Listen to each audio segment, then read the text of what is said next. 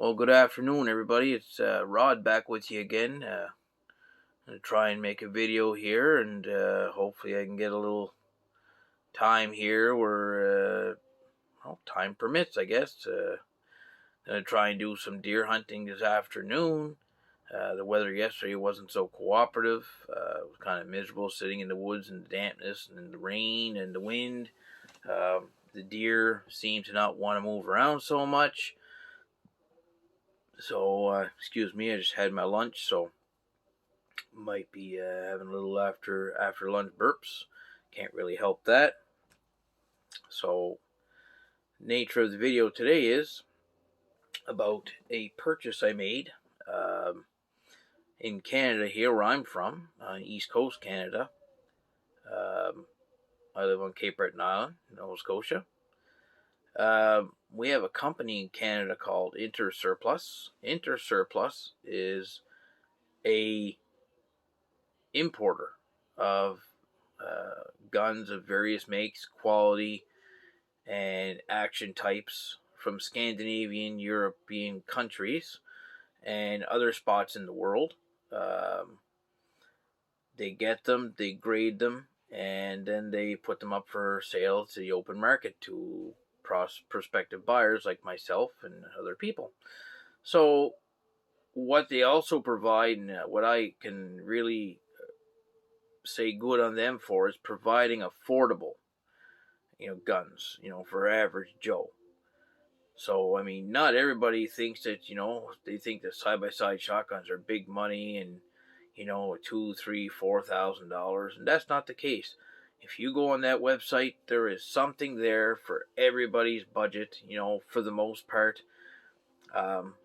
There's nothing wrong with saving a few dollars over time, putting your money away, and then when you got enough money saved up, trust me, there's pages upon page upon page of guns to choose from, and I'm more than sure that you'll find something to fit your bill. So without getting too far astray here, I went on the site and I was thinking to myself, I said, well, I own quite a few 12 gauge side-by-sides and various makers, hammered and hammerless, Damascus and fluid steel barreled. But I only had one 16 gauge. I had one twist barreled Belgian made gun. And you know what? The gun's been loyal. The gun has been great. I've had no issues with it. But it is limited. It's a black powder cartridge shotgun. So I can't just go and load modern smokeless powder ammo into it. I mean, it could cause some serious trouble. I'm not really going to get into that, but I will say that you use the proper ammunition for the firearm and you shouldn't have any issues. So I wanted something on the more modern side. So if I wanted to take it deer hunting, I could put a rifled slug load into it, or like a buckshot load, and not have any worries. Now, I still can't use it for waterfowl hunting with steel shot because the choke combination is too tight. So, but that wasn't what I wanted it for. I wanted the gun for hunting rabbits, grouse, well, partridge as we call them, and if I got a chance to go for pheasants up on the mainland, and of course, deer hunting. So in the province here, you need to use a buckshot load that's larger than number 4, or you can use a rifle slug load, one solid projectile, as it says in the rule book. So I can't really do that conventionally with the old gun. I can, but I mean, average Joe can't. So my criteria was, how much money did I want to spend? Well, I didn't want to get a junker, or something that needed a ton of work, but I wanted something that was decent. So I was thinking from the $250 on their site to the $500 range. Now, $500 being shipped to my door is where I wanted to stay. That was taxes and everything in. So conservatively, I would say between $250 to $400 gun. So I started looking and looking and looking. And they had guns from Belgium. They had guns from Germany. They had some from England, Italy, France, and whatnot. So anyway, I did some looking, and I said, okay, I found some guns, probably had about a dozen picked out. I wrote their numbers down, screenshotted them, and instead of going back through the site to look at all of them again, I just kept looking at the ones I chose. And every time I would look, I narrowed it down more and more. So finally, I got down to 3 guns, and I said, this is the one that I want. So my other criterias were fluid steel barrels, clean bores. I didn't want any dents or bulges. I wanted a good, tight working gun, like nice and tight on face, no play between the action and receiver face, barrel and the barrels, and preferably wanted something with longer chambers than 2.5. But 2.5 wasn't going to really be a bad thing either, because I can make the ammo for them. That's not an issue. Even though, like my black powder shotgun uses roll crimped shells, I can still use this and make smokeless powder shells. So that's 2.5 wouldn't have been a problem to me. I do have a 2 3/4 inch mech loader, but it would be convenient if I could just make them on the mech. It's a lot quicker, less time, and you get out and shoot more. So I said, here's some guns. So I narrowed it down to a French gun. Now, I don't have any French-made guns. Now, Belgium and France are pretty close together. So when you look on their site, a lot of the Belgian guns, if you look at the styling cues, they're very similar to the French guns of that time period. So people thought that this was a Belgian gun. It's not. There are no Belgian proofs on this gun whatsoever anywheres. There is one proof mark on this gun. And I was told that this particular gun, the proof that was on it, somehow it was never supposed to be put on any guns. It was what they called a lost proofing. I spoke to a gunsmith, very knowledgeable man, and he said that they had designated new proofs, new marks, and they were lost during war times. And they were never produced and never put onto the guns. This one somehow got it. I don't know how, but it did. It's also a French gun with German wording underneath it, so that's kind of weird. So he deemed it as a guild gun, that maybe it was a combination of people who made this, or a very skilled craftsman in his privacy of his own workshop made this gun, and so on and so forth. But I don't think it went that way. I think what it is that it's not a high production gun. They did have another one that was very similar on their website, but the condition wasn't as nice. So I chose this one out of the 2. So without further ado, I will show you my side-by-side 16 gauge from France, and it's not in bad shape. There's the manufacturer's name, MAT, Manufactured Arms Tool. So it's a French state arsenal made gun. The tool arsenal is like France's major big sort of like for the military and civilian made guns. I had some old muskets here before that were marked Tool on the side of the receiver, so it's the same marking on the rib, Tulle on this one. So this one is, I believe the barrels, I got my tape here, let's measure them. So from the muzzles to the breech end are 27.5 inches, which is what they said in the ad. Chokes are modified and full. Bores are nice and clean. I'll take the gun apart in a second. I'll show it to you. It's got a nice grip area here, Prince of Wales grip. For all of you who want to know what, I don't know the actual reason behind naming it that. Maybe this was designed for other guns like this was designed for the Prince of Wales. I don't know. So We have some nice checkering here, like that double skip line checkering. Really nice checkering, and it's nice and deep. So this gun hasn't been handled a lot, around here. A lot of times you see checkering that's worn down here from signs of a lot of use. So that tells me that this gun might have been carried, but it wasn't used a whole pile.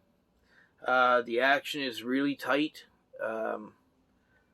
It's got a push button release on the forend here. I'll give you a more in-depth look at it when I turn the phone around to get a better view.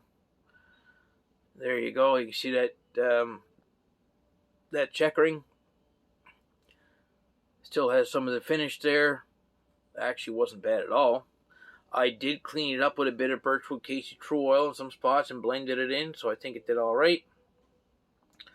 The ad did say it has some minor handling marks, dings, and possible scratches on the wood, but no cracks. And there are no cracks. And the fit and finish is still good and decent there. It hasn't been sanded down or checkering has been obliterated. Now, when I was looking for a gun, I wanted to be tight, so I'm going to open the lever. And obviously first I'm going to show you the gun is clear and safe, no ammunition in it. So here we go. I'll show you this. Another thing you want to do when you're searching for a side-by-side is you want to watch your firing pin protrusions. You want to make sure that they're even. When they are uneven, that's a sign that a pin was replaced at one point, or one was used more than the other. Like people will pull the right barrel, like the front trigger, more often than the rear first. So this side here normally gets more wear, more strikes. In this case, they're dead even. I measured them with my my micrometer, with my caliper, and they are dead on the money. So this gun has not seen a ton of use. There's the flats of the receiver. You see your double, you're locking your bite here. You move you can see the transfer bar moving back and forth that locks it. And another cool feature with this gun, if you look up here, when I'm going to do this, it's got a third fastener. So you don't get that on a plain Jane gun. So this is more upscale. It's a stronger gun, and it's actually proofed for modern Magnum loads. So that's great. And it does say here, made in France, right there. The floor plate screws are engraved like floral engraving, and they're nice and straight. So that's a sign the gun hasn't been tampered with too much either. The screws are still good. This gun does not have an automatic safety. Like here it's in the fire position. Normally when you open them, the safety will go back. It does not have an automatic safety. It's manual. So, no problem. Again, nice and solid here in the tang. No cracks. Nice fit and finish on the receiver here. Perfectly flush. It's a sign the gun was never sanded down or restored. Got a couple of dings there. Now what I did with the True Oil, people that don't know what True Oil is or new to it, product by Birchwood Casey. It's a wipe-on, like varnish oil. As you wipe it, it gets sticky and then it dries to a hardened finish. So I took the gun stock here, gave it a quick wipe down with some 4/0 steel wool, like this. Quick wipe, cleaned it up, and I just did the flat surfaces. You can see here, like right there is a light spot where the finish was worn through. I just wanted to seal this so when I go out hunting with it, the dampness gets into the wood. The dampness didn't get underneath the remaining finish and lift it off and peel it, like eventually is what happened to the old finish. So now it's sealed and it has a bit of a sheen to it. And for the age of this gun, I'm going to leave the wood just like it is. I don't have a problem with it like that. It looks used, it looks cared for, and you know what? It gives it that vintage, that vintage look. It's not a clean, completely refreshed look. It still shows some honest wear. So we're going to leave it like that. So I'm going to talk a little bit here about how these barrels are made. This gun, as you can see how the rib comes up really high here, And you can see here these marks. I don't know if you, right there. These little like chain looking marks goes right across. This gun has what they call monoblocks, as we'd say here in North America. The French called it demi-bloc, which means that it's a partitioned block. It's like one part, one piece. There was another name they were referred to as chopper lump. Now, if you'll do any reading on it, chopper lump barrels were usually reserved for high-end guns. The best quality steels, like, they were like for making stronger breech areas here. Like if you look at these breeches, they're thick. They're real thick. And they're thicker than my other 16 gauge, and they're thicker than some of my 12s. So this gun was proofed for magnum load. So this would have been sort of a duck gun of its day, or a heavy field gun. Double locking underlugs here, and it also has the third nib. The plate goes over here and holds flat on that surface here and butts up into the rib. But you can see how thick the breeches are. And I did shoot this, so it might be a little bit of dirt in the barrel, and not much. And you can see how nice and long them forcing cones are. Now, I'm going to grab the phone. I'm going to spin it around. And give me a second here. 1 second. Okay. So here we go. Here's my bottom of the barrel view. Now, French word for chamber. And right by my finger, I know you can't probably see it too well, but there is a number 67, very lightly struck. That indicates 67 millimeter chambers, which is 2 9/16. There's our serial number, 8388 or 86, I forget now, but that's not struck very well either. So right here is that marking, PT, with a crown and like a shield underneath it. There's your extractor. Slides back and forth here. It's not an ejector gun. This marking, Waffen-Kirsch, Freiburg. I'm doing some research on that. I'm not quite sure what a German or that language would be doing on a French gun, but anyhow, we're going to do some research on it. A few other little proofings here. There's the marking, special steel, full modified. So I did some research on that, and the guns that were marked special steel were modern magnum-proof guns. So this isn't just a little field gun, it's a modern magnum-proof gun. So, or heavy loads, I should say. So we got some more little marks here. The same 3 shield marks that are here, the same that are here. And there's where you can see the barrels were fit together into the monoblock or the demi-block or the lump. The chopper lump here, this is the whole lump area. So you can see there, the bluing wasn't in bad shape. Yeah, I'm going to give you another view here. Got a sling swivel right here, and it fits my sling I have very well. Little ding there, I guess, but that has no effect on the gun. Few little scratches. Few little, scratch there. And we're going to flip it over. And it's got like a matted rib. I keep giving you a view here. Solder joints are all intact and good. No issues at all. Overall, barrels are excellent.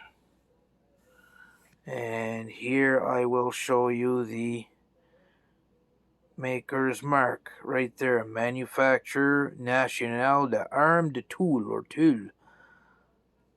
And there's those thick breeches. And 1 second. A little bit of dust there. A little bit of dirt because I did shoot it. I didn't get much of a chance to clean it out yet. You see some of the gunpowder residue there. But the forcing cones are very long in this gun. And I fired some 2 3/4 inch ammo in it. Now you're going to say, oh, it's 2 9/16. You shouldn't be shooting a 2 3/4 inch. Well, all that you have for the difference, and pardon me here, I'm trying to open up my measuring tape. So here, you'd have your 2, from the 2 to 4 is 2 inches. And then you got your half. Well, there's your 9/16 right there where the tip of my finger is. So, not a whole lot in the difference. It does not provide a pressure curve change enough to be concerning. So I'm deeming it as okay, and lots of people do. I've read up on it. There's your view of your locking area, your double locking underlugs. There's your knuckle, or where your pin slides through. Now I'm going to get the receiver end here. There we go. There's your firing pin protrusion sticking out. I know that one looks bent. They're not. It's just the way the camera's sitting. Same PT marking with that crown. And there's a good view of your serial number 8386. There's your cocking indicators, your cocking levers, your actuators. There's your knuckle pin. Overall, nice, solid gun. No cracks, no splits, as the ad said. Screws aren't screwed up at all, like bad. Nice fit.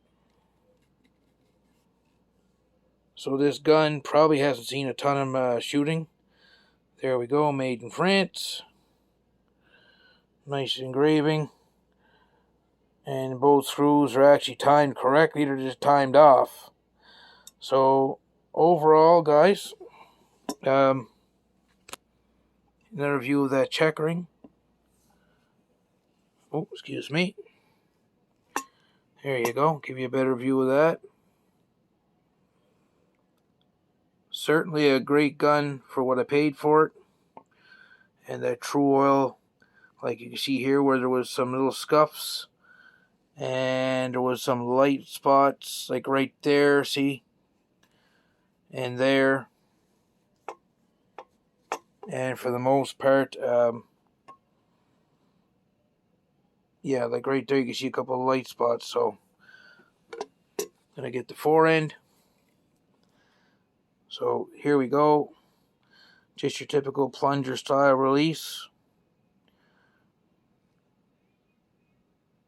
Checkering not bad, or as I say, not bad. Couple of little dings in the checkering, nothing I'd call severe. There's your extractor actuator.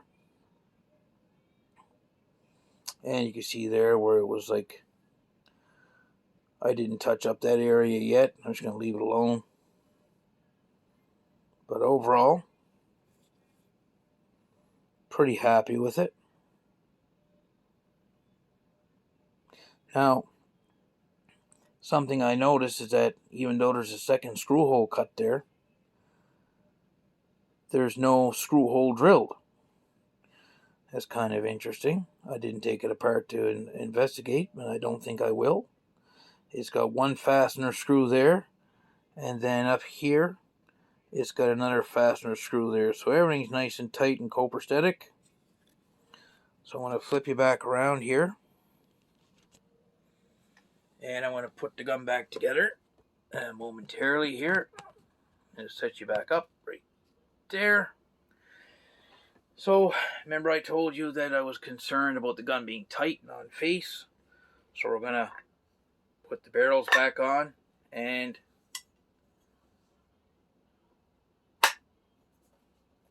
nice and tight, no play at all.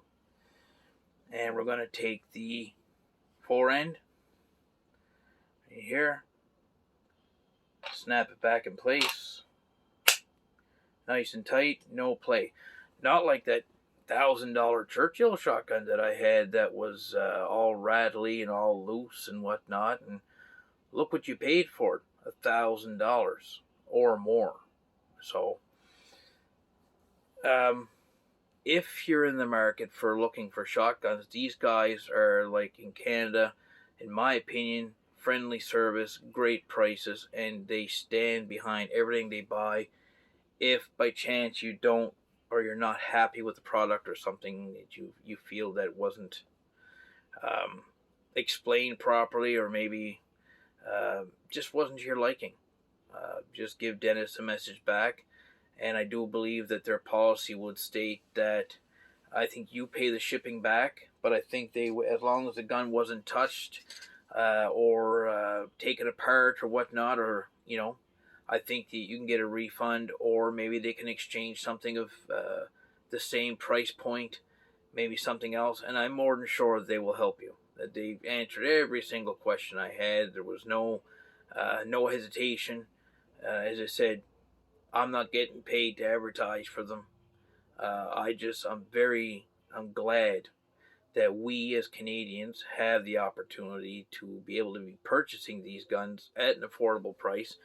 Because I'm sure if this gun was in a gun shop, or I'll give you an example. I was just at a gun show, and one very similar to this. And the reason I say that is because I know Intersurplus has two of those other French shotguns that I've seen at the gun show on their webpage. For one is $275 and the other one is $369, and it's next to new condition. It's unbelievable. It might even be my next purchase. I don't know. I am planning to buy another one, but what do you guys think I should go and buy something? Maybe a German-made gun, or should I get a Belgian-made fluid barrel gun, or an English gun? I also purchased a Husqvarna from them, and I'm going to put this down for a second, and I'm going to just give you a quick show you of the 12 I bought. And this gun was $325, and this thing is like new. I mean, look at this thing.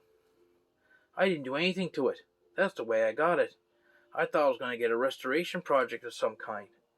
I mean, this thing was fantabulous condition. I couldn't believe it when I got it. I thought they maybe made a mistake when they advertised it, but this thing is like brand new, and it was built in 1949. So this is the kind of stuff that Intersurplus sells. This is a modern 12 too. You can put regular 2 3/4 inch. Go to Walmart and buy a bulk pack of ammo and shoot it gun. No problems. Just not steel safe. And that's another thing we're just going to add in there. If you plan on wanting a side-by-side or an over and under for steel shot use, you have to make sure the choke constrictions are open enough for steel shot. Modified would be the tightest I would run. I would prefer improved cylinder actually in a side-by-side, or even open cylinder.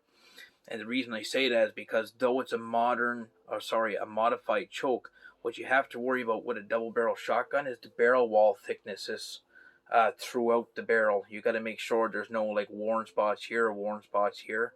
You got to have a gunsmith go through it and make sure that the wall thicknesses are within tolerance, and make sure you get enough meat in the muzzle here to allow for that steel to pass through and not cause any damage or splitting or bulging or whatnot. So, in closing, if you're going to go on that site and buy any gun, read the descriptions, and remember one thing, that these guys are pretty generous with their descriptions. It usually is better than they're saying it is. So when you get the gun, like I got this one, I was completely blown away. I'm like, there's no way. And I did question him. I said, well, you sure you sent me the right gun? He said, oh yeah. He said, you got the right gun. He said, that's what we wanted for it. You're happy, we're happy. A1, he said, that's our concern. You're happy. I said, oh, I'm beyond happy. So I'm going to post a video, and I am also going to send a link to it to Intersurplus, and maybe they can post it and share it on their website, and it'll give people a sense of what to expect when you buy something from Intersurplus here in Canada. And if you want to go on their site, just Google Intersurplus, and when you go on there, you'll see an opening page with the different sections. It'll say firearms. You can click on that, and you can go to all firearms, and it's just like a random list of everything they have. Or you can go individual, like for side by sides, over and unders, and even in some sense, you can go for like milsurps and calibers, certain calibers, and it will take all that criteria and put it in one list for you to look at. So it's a handy site, user friendly. The people are friendly. The prices are good. And what more could you ask for in that sense? So I'll leave you with that. Any questions that you may have, comment below. Like, subscribe as always. And hopefully this afternoon, like I said, I can get to the deer woods and I can get in and do something. Get a deer down, get some meat in the freezer.